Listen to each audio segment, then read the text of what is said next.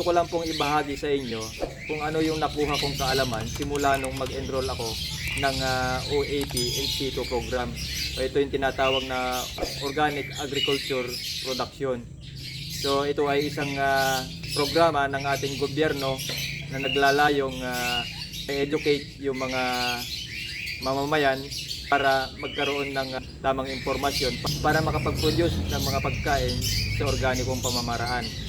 At isa nga sa aking natutunan ay ang raised organic poultry.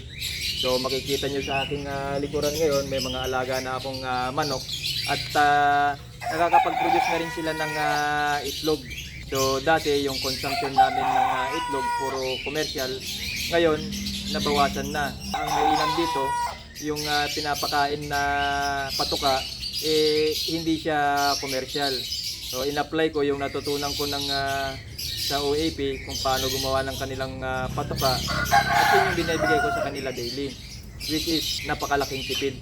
Bukod sa pag-produce ng organic chicken, natutunan ko rin ang pag-produce ng organic vegetable. So dito sa paligid, nagtanim din kami ng mga green leafy vegetable pang konsumo dito sa bahay.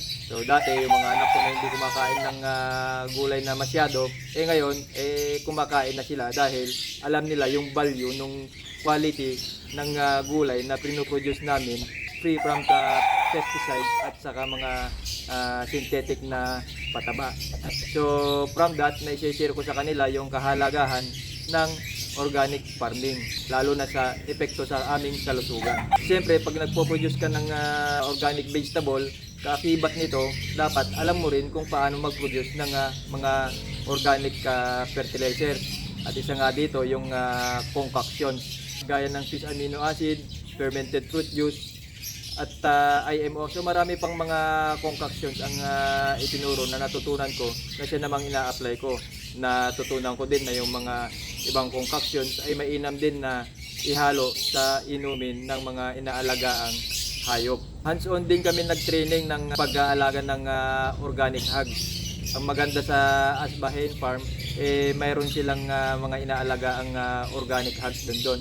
Nag-prepare kami ng beddings nila at yung step by step kung paano alagaan ang isang organic hog.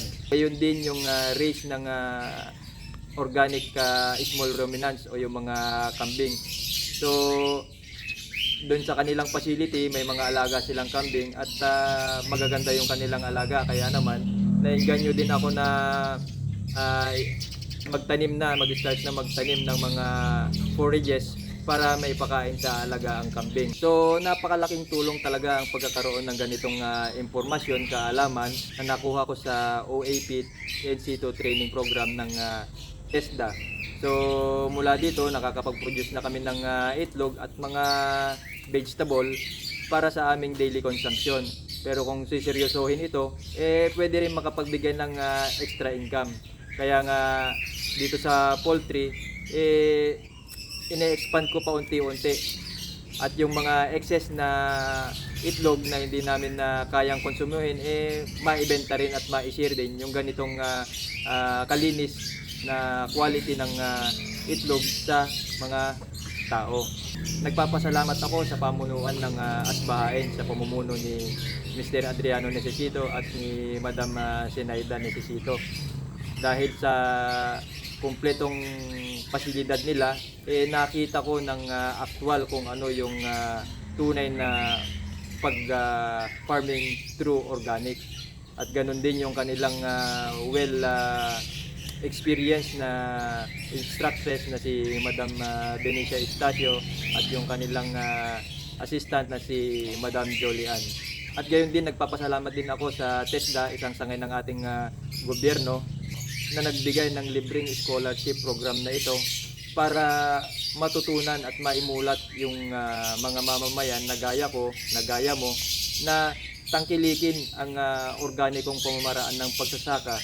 At kung bibigyang pansin ang ganitong uri ng pagsasaka, ay maaaring kumita ka pa at magkaroon ng extra income na makakatulong sa iyong pamilya. So muli po, maraming salamat at magandang umaga.